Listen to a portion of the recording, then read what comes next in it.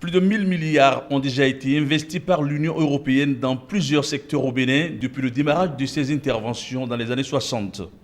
224 milliards en représentent le coût global du 11e FED, Fonds européen du développement, pour la période 2014-2020.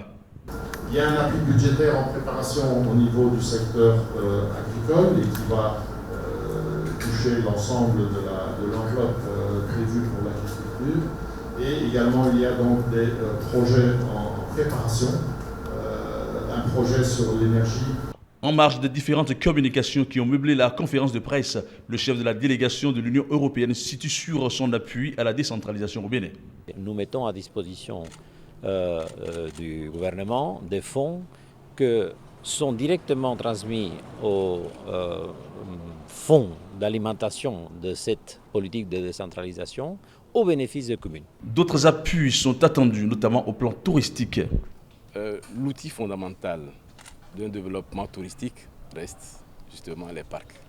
Et le Bénin, sur les Big Five, lorsque nous parlons des animaux sauvages, en détient au moins 4.